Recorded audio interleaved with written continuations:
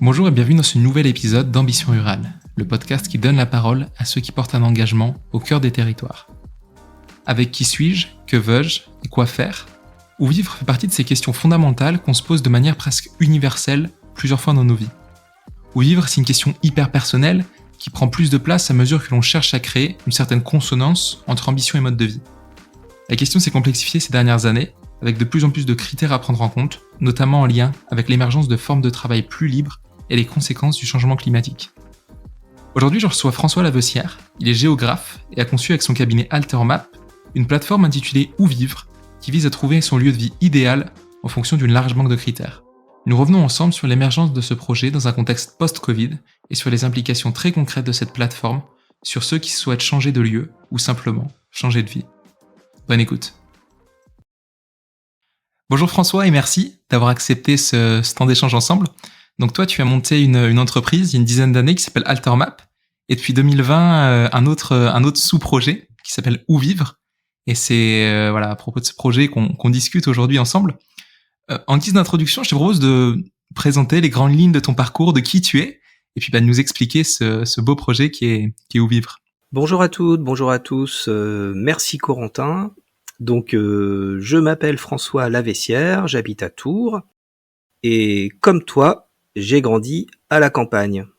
Plus exactement de l'autre côté de la diagonale du vide, presque en face, à l'ouest, dans un petit village en Charente, pas très loin du Périgord. Et à l'époque, dans ma jeunesse, il y a déjà un phénomène migratoire qui m'intéressait, que je trouvais vraiment exotique, c'était tous ces Anglais qui habitaient dans nos campagnes. Et en grandissant au collège, au lycée, il y avait toujours des Anglais, j'avais des amis anglais, et je me demandais déjà pourquoi leurs parents étaient venus vivre ici. Alors, plus tard, bien des années plus tard, au début des années 2000, je me suis passionné pour ce phénomène. On était dans la vague du développement des lignes Ryanair qui ouvraient dans pas mal de petites villes, Angoulême, Bergerac, Poitiers, Limoges, je pense même qu'il y avait Saintes, bref, des tout petits aéroports qui devenaient, on racontait, la grande banlieue de Londres. Et à l'époque, il y avait de quoi déjà faire de la cartographie. Donc j'ai fait mes premières cartes en oursin, en interrogeant les Anglais à la sortie de l'avion pour leur demander d'où ils venaient et où ils allaient. Et l'objectif, c'était, dans le cadre de mes stages, d'aider à construire des politiques d'accueil. C'était assez intéressant. Et ce qui était intéressant, c'est que ces Anglais, ils s'installaient complètement à contre-courant des phénomènes d'exode ruraux qu'on observait dans nos campagnes. Ils s'implantaient exactement dans les zones qui se dépeuplaient le plus. Et alors, c'était des familles de classe moyenne qui créaient des activités qui étaient historiquement liées au tourisme, mais aussi des artisans, couvreurs, plombiers, etc. Et on observait une certaine porosité assez importante, quoi, avec la population locale. Ils s'intégraient vraiment très bien. Alors quelles ont été tes conclusions ? Pourquoi est-ce qu'ils achetaient à contre-courant du marché français ? En fait, c'était surtout une question d'opportunité. Il y avait une question de prix de l'immobilier qui augmentait fortement de l'autre côté de la Manche, et un espèce d'amour pour le mode de vie rural à la française aussi. Historiquement, on avait des Anglais dans le Périgord qui retapaient des châteaux, des demeures, et qui travaillaient beaucoup dans le tourisme. Et on a vu au début des années 2000 arriver, même avant, vraiment des classes moyennes qui venaient avec famille vraiment pour s'implanter, s'installer dans nos territoires. Donc c'était vraiment assez passionnant comme rencontre en fait, hein. Ça faisait un contraste. Alors ensuite, j'ai continué à travailler sur la thématique des migrants, mais dans une autre dimension. J'étais dans une ONG basée à Paris et je travaillais sur des projets de développement par l'éducation, donc sur des terrains qui étaient beaucoup plus lointains, notamment les nomades tamasheks dans le nord du Mali, les migrants haïtiens qui passent côté République dominicaine, les Yi People dans le Sichuan, ou l'exode rural dans le nord de l'Inde, qui s'apparente plus à de l'esclavage, même pas moderne. Bref, des terrains une autre manière de constater et d'étudier l'immigration. Mais au bout de 5 ans, l'amour pour la cartographie a été plus fort et j'ai quitté Paris pour monter mon bureau d'études en géomatique et je me suis installé à Mâcon, c'était il y a 10 ans. Et aujourd'hui, Altermap travaille principalement pour les industriels du BTP et des collectivités locales sur des outils de traçabilité et de faisabilité environnementale des chantiers en lien avec tout un aspect réglementaire. Voilà. Et je suppose que toutes ces études donc ont contribué justement à ta sensibilité sur le bon choix du territoire et donc à bâtir Où Vivre il y a 3 ans de ça. Exactement. En fait, Où Vivre est né, l'idée de Où Vivre est née pendant le premier confinement. Donc au départ, on a un contexte qu'on connaît tous, hein, c'est le réchauffement climatique qui vient à se concrétiser davantage d'année en année, canicule, sécheresse, inondations, feux de forêt, montée du niveau de la mer, crise de la biodiversité, la liste est longue. Mais toujours est-il que tout cela crée de plus en plus d'incertitudes sur nos modes de vie et sur nos lieux de vie. Alors c'est pas nouveau, mais les enquêtes montrent que les préoccupations environnementales augmentent. On parle beaucoup de résilience, hein, c'est un terme à la mode. Alors, suite au Covid, on est loin aujourd'hui d'observer statistiquement un exode urbain massif. D'ailleurs, beaucoup de métiers ne se télétravaillent pas. Mais en ce moment, on va dire que la mobilité résidentielle est un sujet. D'ailleurs, les enquêtes d'opinion le montrent, encore plus de la moitié des Parisiens souhaitent quitter Paris. Et c'est aussi le cas des grandes métropoles qui peuvent être victimes, quelque part, de leur succès. Donc c'est dans ce contexte, dans ce contexte, on pense que le choix du lieu de vie va devenir de plus en plus stratégique. Et ce qui m'intéresse, c'est comment se fabriquent les stratégies résidentielles et comment les accompagner avec les outils géomatiques. Voilà. Donc l'idée de Où Vivre, c'est de créer une plateforme accessible à tous et qui permet de trouver son futur chez soi avec une liste de critères assez exhaustive. C'est ça. Le concept de Où Vivre, c'est de proposer au grand public une plateforme cartographique d'aide à la décision en stratégie résidentielle qui permet de gagner du temps, de s'ouvrir à des lieux impensés au départ et de sécuriser les opportunités. On l'a fait parce que on avait une série d'opportunités à ce moment-là, en 2020. On maîtrise les outils de web mapping, donc de cartographie en ligne interactive. Il y a une maturité des données, notamment de l'open data, avec des données qui deviennent de plus en plus complètes, de plus en plus propres, comme on dit. On a cette expertise dans le traitement de la donnée, puisqu'on travaille avec des industriels sur des logiques réglementaires, donc on a l'habitude de fonctionner de manière professionnelle par rapport à la data. Et on avait la chance d'avoir un petit peu de temps, en plus de nos activités habituelles, pour développer ce projet, qui au départ était un petit projet et qui a pris de l'ampleur au fil du temps. Et est-ce que tu as une idée un petit peu des utilisateurs de ta plateforme ? Oui, alors principalement, on va s'adresser à tous ceux qui ont un projet de mobilité. Il faut savoir que environ 10% des Français changent de domicile chaque année, ce qui représente déjà quelques millions potentiels. Et ces gens qui ont un projet de mobilité, ils passent beaucoup de temps à se renseigner, à chercher, à hésiter, à croiser eux-mêmes les critères, à visiter, et parfois malheureusement à se résigner, puisque c'est très complexe et de plus en plus complexe. Il faut prendre en compte à la fois l'existant et l'avenir. Donc pour ces gens-là, on a mis en place 3 choses. Un observatoire et 2 outils. Donc l'observatoire, c'est une cartographie avec des critères. Donc on a 120 critères qui sont actualisés, qui sont répartis en thématiques. Donc les thématiques sont les risques, les pollutions, l'environnement, le cadre de vie, les infrastructures, les services, l'emploi, l'immobilier, la vie sociale. Et tout l'enjeu de la présentation de cet outil, c'est d'avoir une vision à la fois macro et micro-locale. On va pouvoir, en zoomant, accéder à une information qui va être paramétrée pour être la plus visuelle possible, la plus compréhensible possible sur ces deux échelles. Au niveau des deux outils, on a un premier outil qui est celui qui a le plus de succès pour l'instant.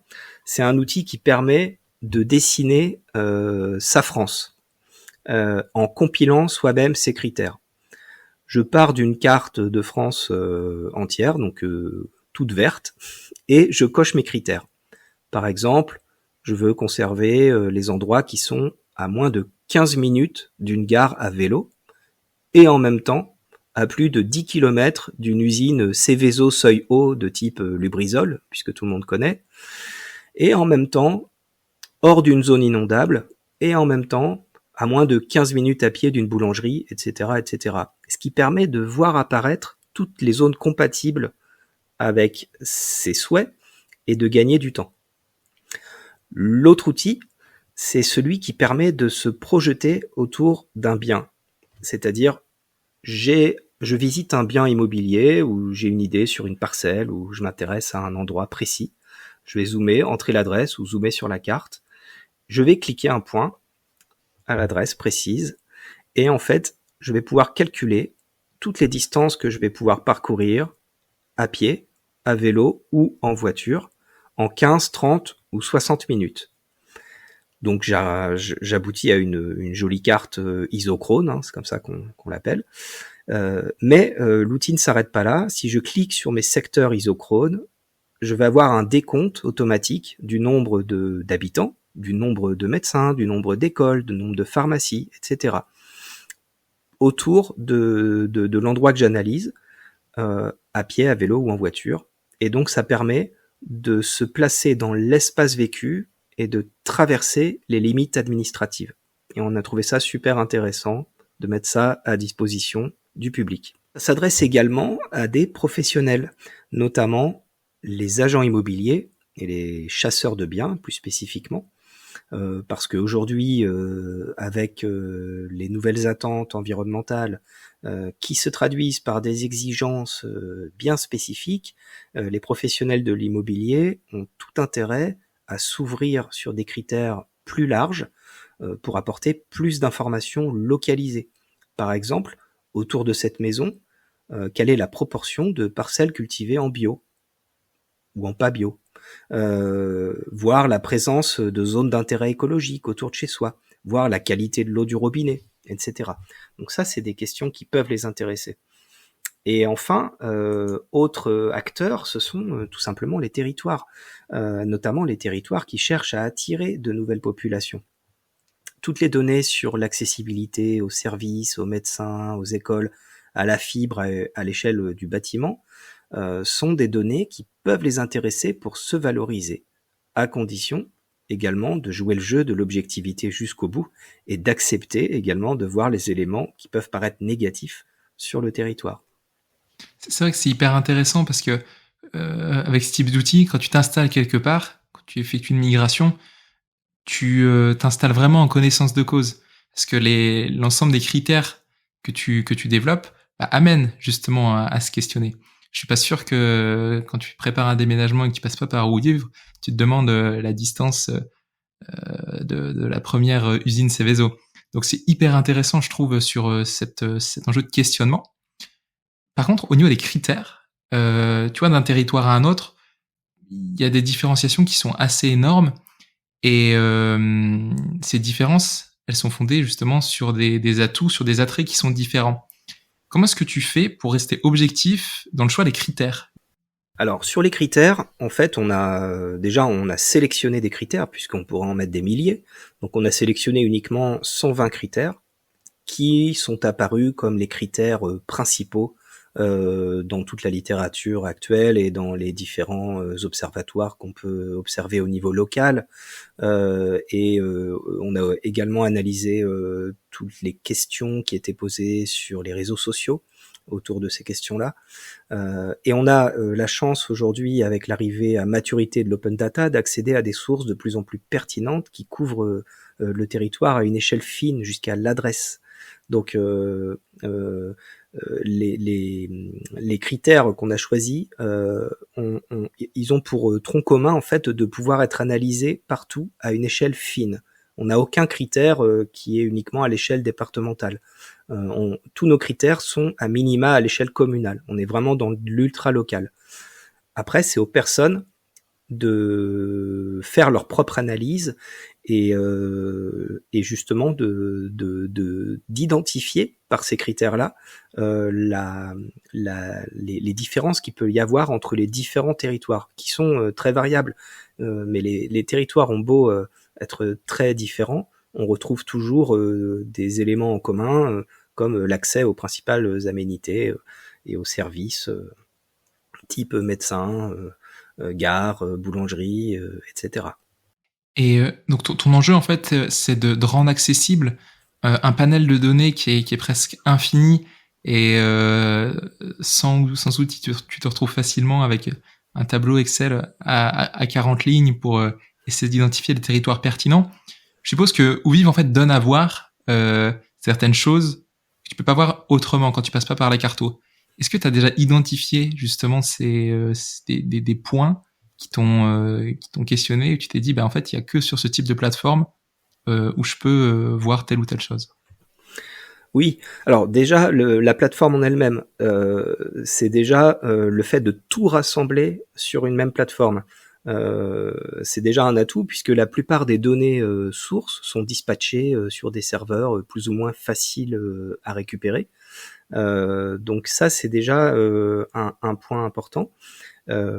Et les deux outils dont je viens de parler, à ma connaissance, sont assez inédits. Il n'y a pas d'équivalent. Ensuite, en termes de données, on a par exemple la carte des inondations potentielles à l'échelle de la France, qui est un bel exemple d'une donnée difficilement trouvable ailleurs, puisque c'est une donnée théorique qui a été faite en 2012 et qui sert de support en fait à toutes les études locales pour mettre en place les plans de prévention de risques inondation.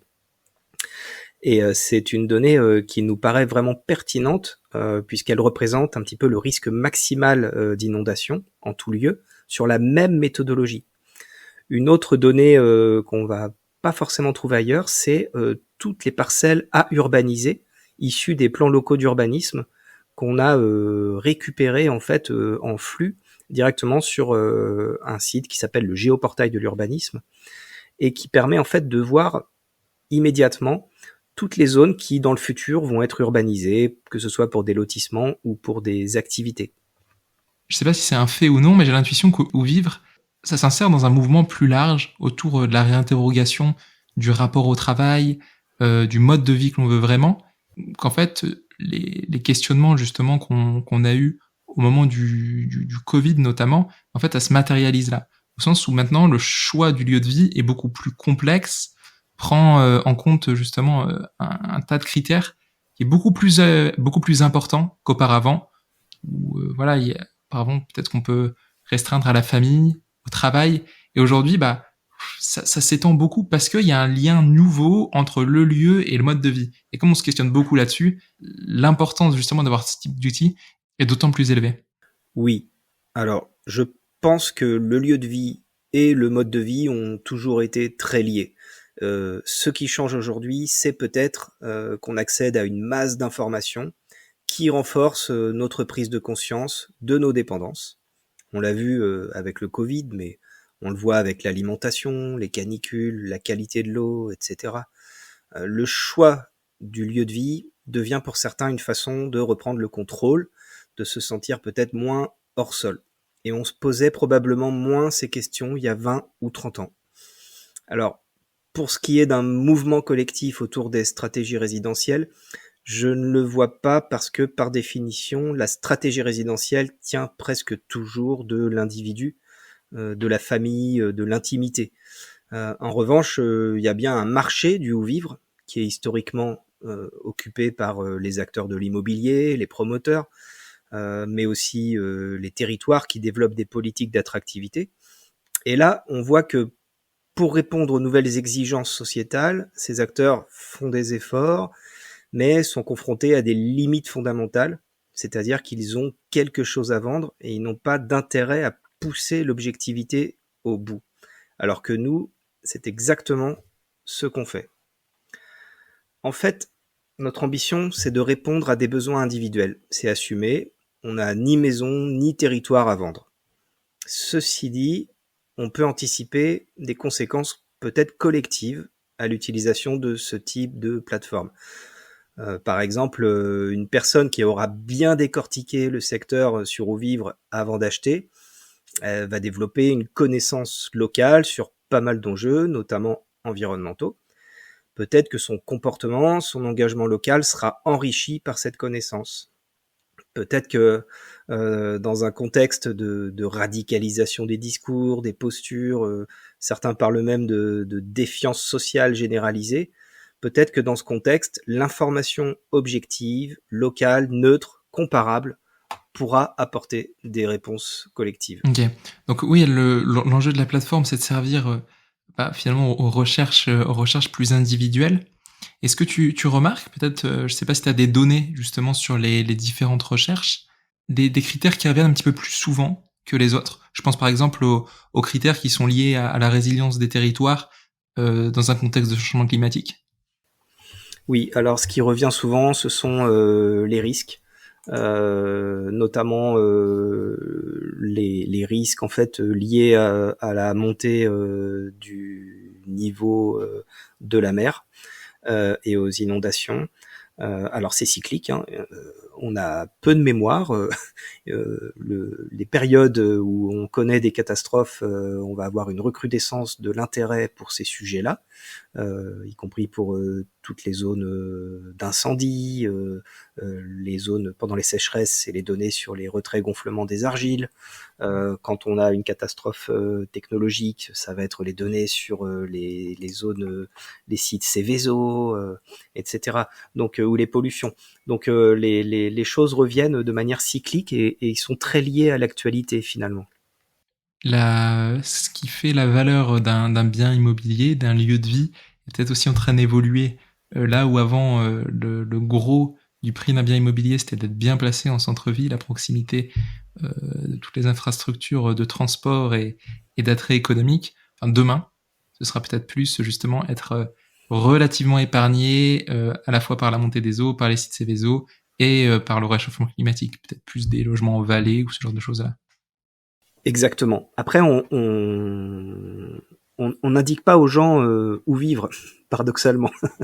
On pose la question, on pose sur l'outil, on met sur la table toute une série d'indicateurs objectifs, mais on n'a pas l'ambition ou la prétention d'indiquer aux gens où vivre exactement. D'ailleurs, c'est un point qui est hyper intéressant parce que donc toi t'es un géographe, t'es un passionné de cartes, t'en as fait ton métier.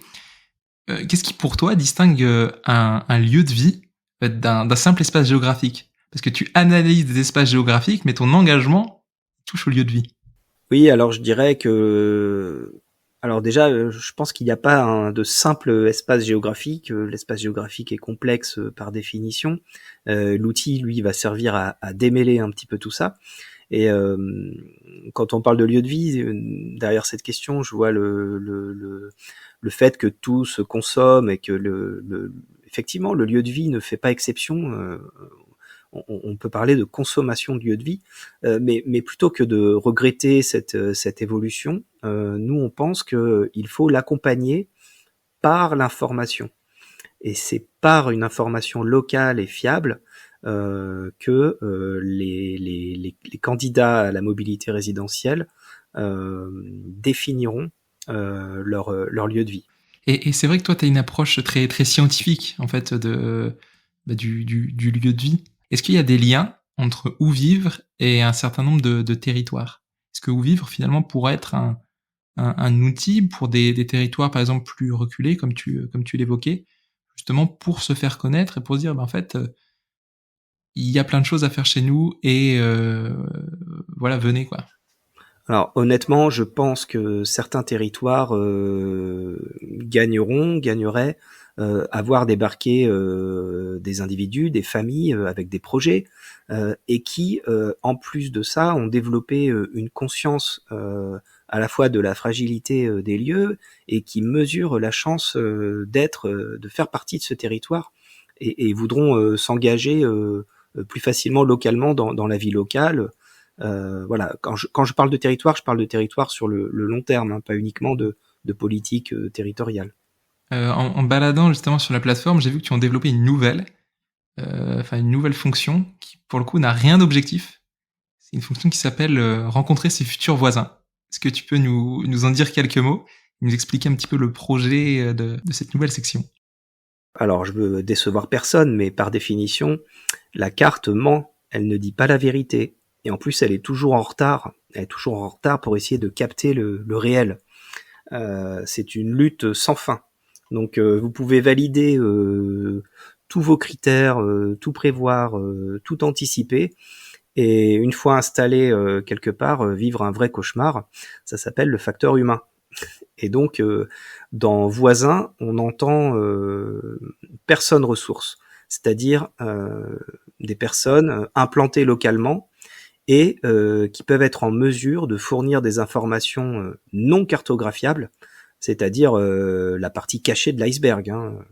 On n'a pas ambition de tout montrer, on ne peut pas tout mettre en carte. Voilà l'idée. Donc c'est quoi par exemple? C'est un dynamisme local, c'est l'accueil, c'est les relations entre voisins, c'est tout ça? Exactement. Ça va être on n'a pas encore défini vraiment les contours. En tout état de cause, c'est pas nous, Altermap, qui allons alimenter cette partie-là tout seul. C'est quelque chose qui pourra naître des utilisateurs, des super utilisateurs, c'est-à-dire ceux qui ont un usage professionnel de la plateforme pour conseiller d'autres personnes. Je pense aux chasseurs IMO, je pense aux constructeurs de maisons autonomes, je pense à plusieurs types d'acteurs qui ont un intérêt et qui se trouvent face aux questions du grand public. Ça fait 20 ans que tu explores les territoires à travers les cartes, les données.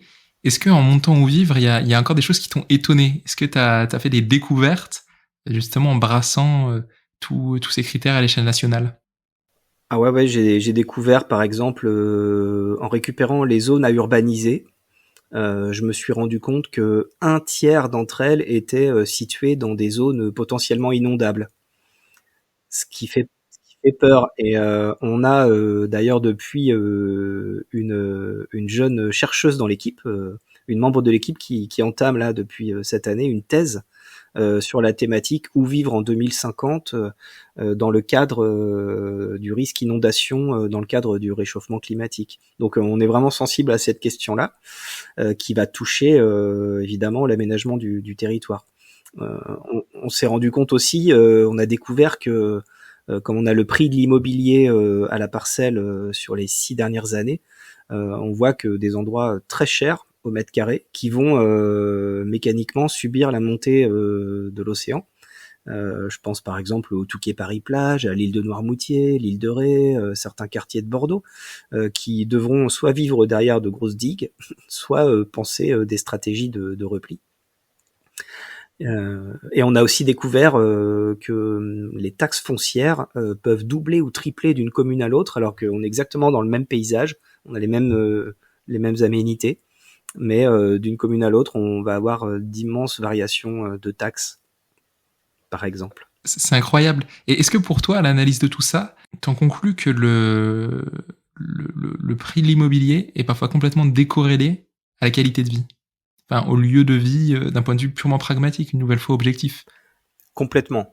Alors, le prix de l'immobilier est clairement surcoté dans certaines régions. Par exemple, dans le 93, on est à plus de 4200 € du mètre carré, avec la garantie de subir les embouteillages, les transports bondés, la pollution et des salaires qui sont clairement pas à la hauteur par rapport au prix des loyers. Mais on le voit aussi au niveau du risque de montée de la mer. Par exemple, à Noirmoutier, on est à 5 000 € du mètre carré. Au Cap Ferré, on est à 13 000 € en moyenne au mètre carré, qui sont des zones exposées. À ce sujet, je voudrais indiquer la thèse de Eugénie Cazot, qui est sortie cette année, et qui montre clairement le court-termisme dans les stratégies immobilières, malgré le risque. François, on va bientôt arriver au bout de ce podcast. En général, j'aime bien terminer en demandant des petits conseils de lecture ou de films qui ont fait évoluer justement ta manière de voir les territoires, ta manière de penser. Est-ce que tu aurais ça en tête? Oui, alors il y a d'abord ton livre, Maman, j'ai quitté la ville, dans lequel, j'avoue, je me suis pas mal retrouvé. Sinon, dans les livres de référence, alors j'ai dévoré les 2 livres de Jérôme Fourquet, Laurent Casselli, La France sous nos yeux et L'archipel français. Je trouve totalement génial leur façon d'aller chercher du sens en mobilisant des sources qui sont hyper variées, hyper actuelles. Ça donne vraiment envie de travailler avec eux. J'ai beaucoup appris aussi en lisant le livre de Valérie Joussaume qui s'appelle Plouc Pride. C'est un énorme travail qui fait une analyse historique et complète des problématiques du monde rural. Là, j'avoue, j'ai pris une claque, ça m'a rappelé l'université, c'était quand même sympa cette époque où on apprenait des choses comme ça. Évidemment, Jean Viard, qui lui va droit au but, toujours inspirant. Après, alors pour définir les critères qu'on a retenus dans Où vivre, il y a beaucoup de sources. D'abord, les réseaux sociaux. En regardant tout simplement les commentaires, les questions qui sont posées sur les sujets de la localisation. Il y a des groupes Facebook pour quitter Paris, etc., qui sont super, qui sont des sources d'inspiration. Il y a aussi des choses intéressantes dans le mouvement survivaliste. Alors au-delà des clichés sur les couteaux, les bunkers, c'est avant tout des réflexions sur l'effondrement, comment se protéger individuellement. Alors il y a un livre de Bertrand Vidal qui s'appelle Survivalisme, que j'ai trouvé très bien. Il y a un autre livre aussi qui s'appelle Localisation de Grégory Bock, qui reprend et qui explique toute une liste de critères à prendre en compte pour trouver un emplacement résilient pour sa maison. Et on va retrouver les mêmes types de réflexions avec parfois une dimension plus collective dans les mouvements post-urbains, où on parle d'autonomie, de permaculture, avec un engagement écologique très fort.